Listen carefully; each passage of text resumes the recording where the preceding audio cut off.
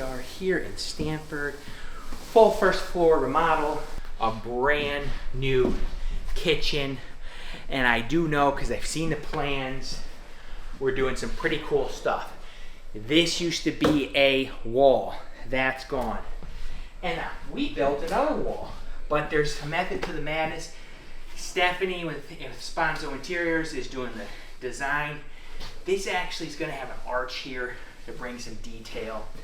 And then I believe that there's another arch going to be in here. We've got, Jay has been in here to do his rough, where he's just started kind of off the plan. He's got to figure out, you know, where's the appliances going, where's the plugs going to go. He still, I can tell he still hasn't got to his lights, because obviously it's a kitchen. We're going to have recessed lighting.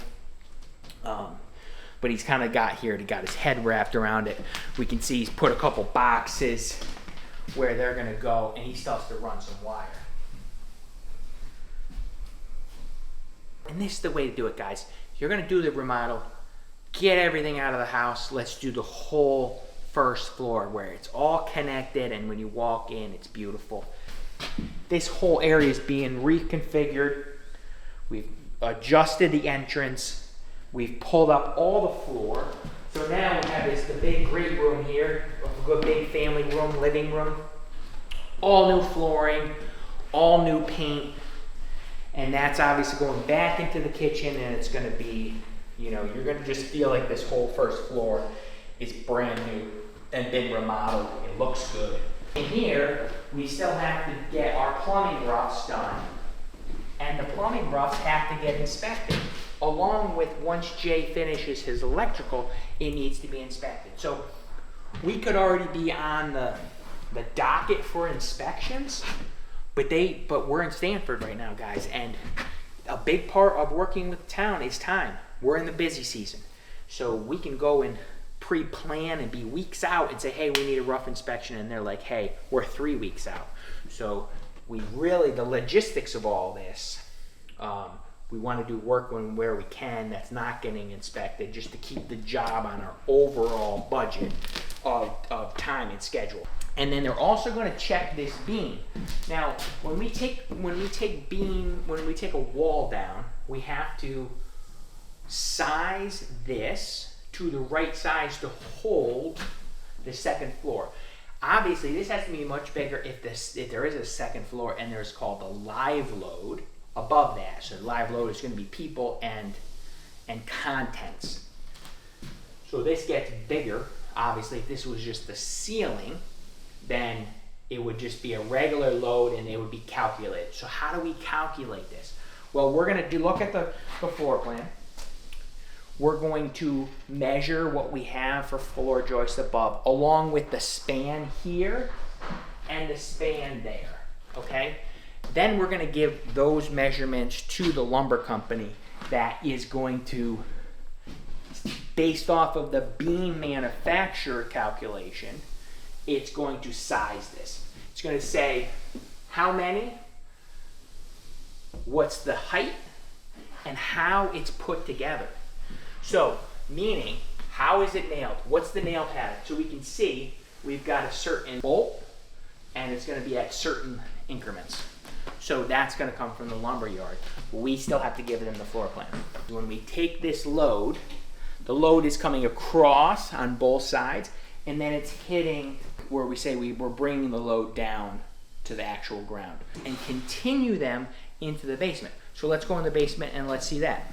Taking that point load from that beam down to, you can't just put a beam onto this concrete, because when you put, this is actually nice and thick, but there's this, like, the area here, you can see it's actually pretty thin. If we were to put one of these lolly columns just right on the standard concrete, over time, it would go right through because of the thinness of the concrete. So what do we have to do is we have to cut the concrete out and create a footing. So what will happen here is this will be all solid concrete, and that lolly column, one of these will sit right there. That will go up, and then it will connect to the point load coming down from that beam. We could have been lucky, and if this was over here, then it would have already, this one would have taken the load down, and we would have been okay. But it ended up having to be kind of right in the middle, so it just, unfortunately, we have to do that. Painting, I know you guys want to try it, but you should try it on one wall, because you're going to be tired in like 42 minutes, and then you're going to have to call us in. Honestly, we do have some clients that say, oh, we're going to do a couple rooms, and we know that they're going to call us, so we're already ready. We already have the painters set up, and they come in and they do it, and it looks beautiful. Big difference between a paint applied by a homeowner versus professional. It's all about the technique of the roller. It's all about and honestly, it's the prep. It's huge. If you don't do it, it doesn't last. Also, the quality of the caulk, the quality of the filler, the quality of the paint. It all kind of looks new. It kind of looks nice and shiny. The color's different with the cheap stuff. Within a year or so, your caulks start to dry out. Even your fillers will start to shrink. You'll start to see it, and then the paint starts to shrink too, and then we start to see it doesn't feel right. So honestly, a good paint job is worth every single dollar. It's always fun being in homes. There's always unique, in smaller builds, if it's not huge production plots and it's a smaller builder, they might just get creative and do the little extra stuff. Believe it or not, in these big colonial homes, there's a lot of dead space that kind of just gets walled up because the cost to maximize it doesn't make sense. So just drywall over the dead spaces. But some of the smaller builders maybe take the time to do cool stuff like this. I didn't know what this was. I was like, what's this doorway? Well, what it is it's storage, and I'm going to show you in a second. But what it is that the stairwell goes down right here around this wall, and there's this dead space. Normally, they would have just walled it. They just drywall this, because think about the cost, right?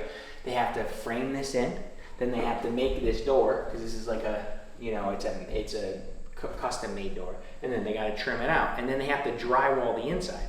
So this is actually a pretty cool, actually a large storage area that then actually goes up into, and that's a scuttle to get up to the attic too.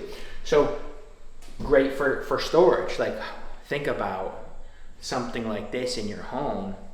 We're in the living room here. What could you put here? You could put all your Christmas decorations, and then boom, you take it out and it's all ready to go. Always cool stuff. We see, I think this house was just based off of the trim, probably built in the 70s. We see a lot cooler stuff in the 20s, 30s, and 40s, and even 50s. And then there's errors of times when the economy was bad.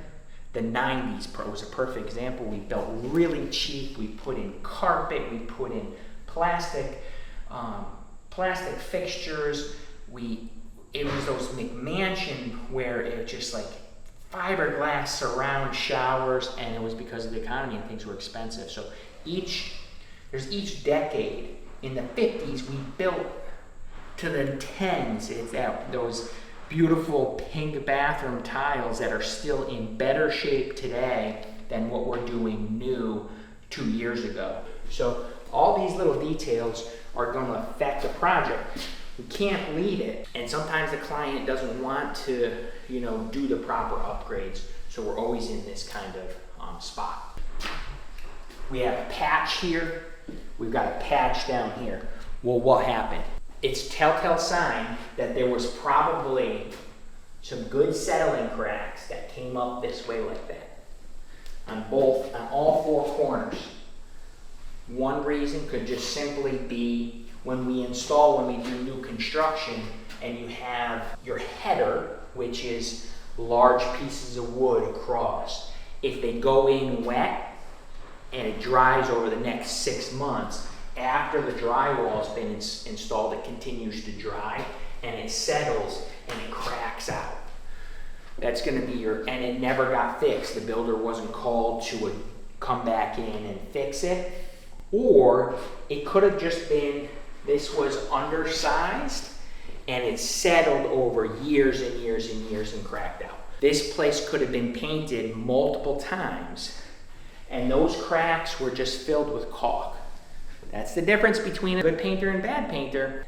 So this was done properly, where we mesh taped it, floated it with drywall, sanded it, we're gonna prime it, and it's gonna be fixed. And we're talking fixed, so this is not gonna happen again.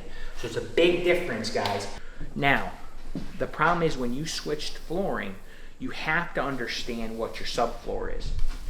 If this here had either it could have a concrete base with wire and tile above it, that's additional structure.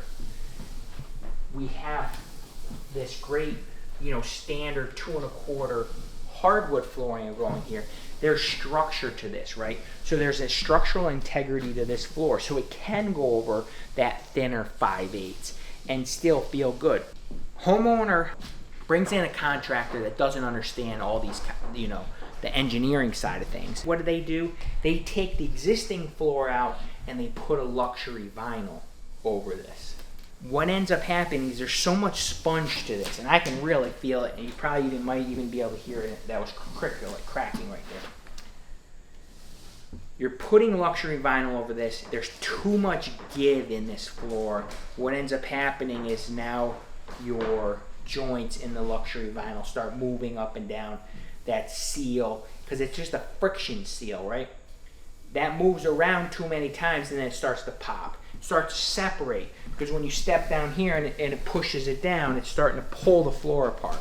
When you're going into a project like this, you have to set aside money, because the proper thing to do here is now go over with another sheet or we could use a Schluter product, but it has to be thought about that we need to make this floor a little bit more rigid based off of what we're going to put on top. So here's a cool little thing that you don't see as much anymore.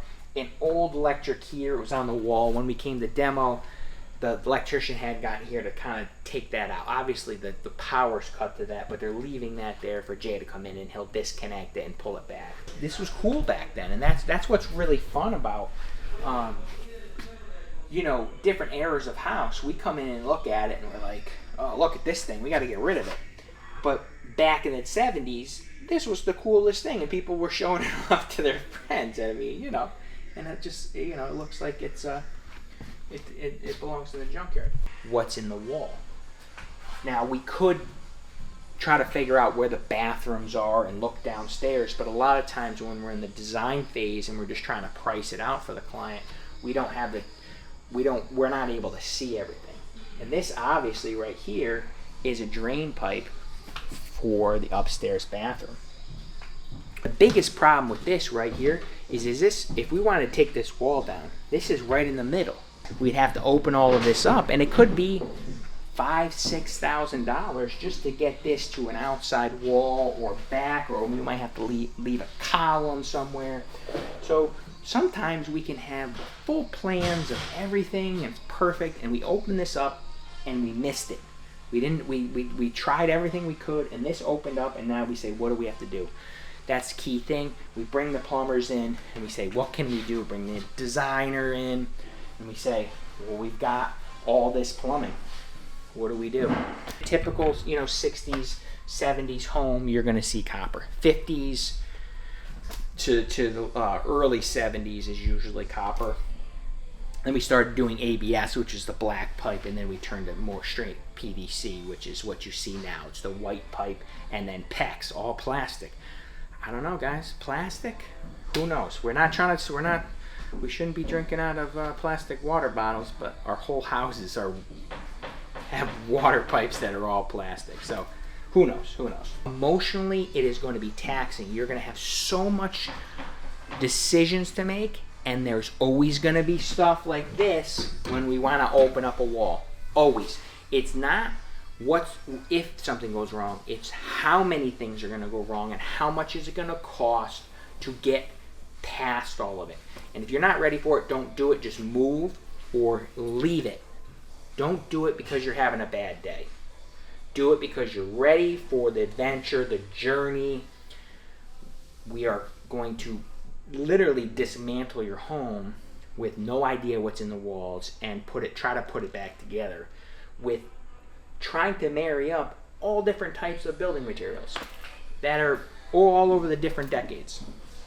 Something that's built in the 70s is, hasn't been remodeled. I mean, it's newer than when you think about how much in Connecticut is 1920s and even older. We still have homes that were built in the 1800s, the antique homes and those are always a fun because we're opening up and finding all types of stuff.